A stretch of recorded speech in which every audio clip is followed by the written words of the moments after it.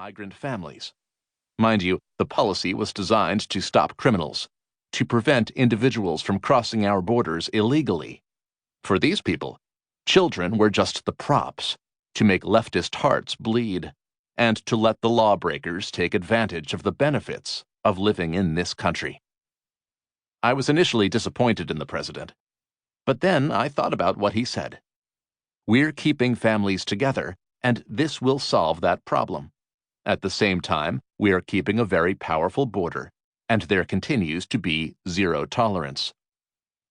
There was a storm of protest from the left, one that the media would have fanned, so that the smoke of that fire would obscure every goal President Trump has for this nation.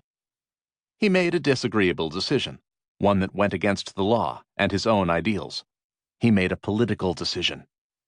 Maybe that's why he may turn out to be the greatest commander-in-chief of our era. Trump put statesmanship above the desires of his electorate. You know, if President Richard Nixon had done that when the Watergate scandal broke, owned up to an environment he created that allowed for corruption, he might never have had to resign. It would not have defined his administration and obscured his real achievements.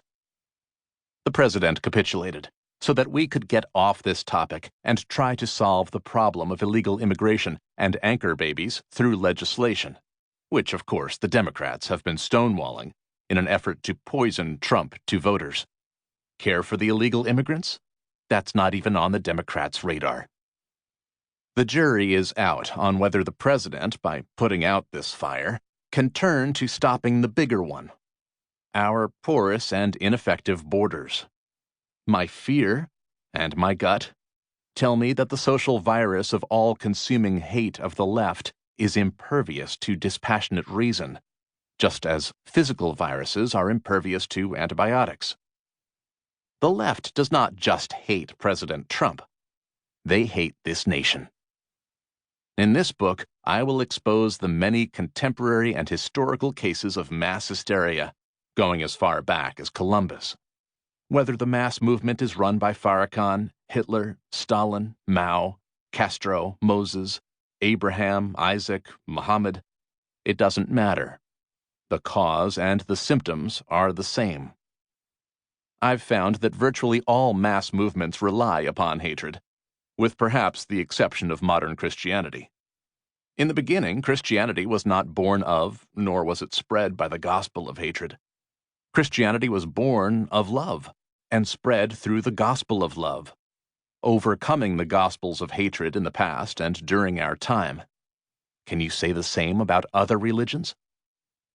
In The True Believer, Eric Hoffer wrote, "Mass movements can rise and spread without belief in a God, but never without belief in a devil."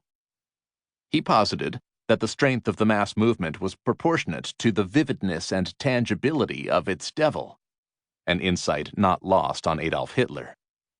Hitler once said that if the Jew did not exist, we should have then to invent him. It is essential to have a tangible enemy, not merely an abstract one. Hoffer relates the story of a Japanese mission, visiting Berlin in 1932 to study the National Socialist movement, lamenting they had no devil equivalent to the Jews in their own country. Chiang Kai-shek had the same problem in galvanizing his mass movement when he failed to replace the vanquished Japanese with a new devil. The new Jews for progressives are Trump and his supporters.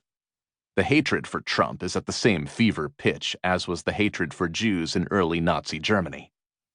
The patriarchy, the family, the church, white people, the police, the military, capitalism, conservatives, the Bible itself are all hate piñatas for hysterical progressives. They attack anyone and anything the liberal media tell them to hate. As Thomas Jefferson wrote, "I really look with commiseration over the great body of my fellow citizens who, reading newspapers, live and die in the belief that they have known something of what has been passing in the world in their time." That's just as true today. Do television viewers really know what's been passing in the world in their time because they watch the news? I don't care what channel it is. Is what you see on ABC, CBS, NBC, CNN, and MSNBC really representative of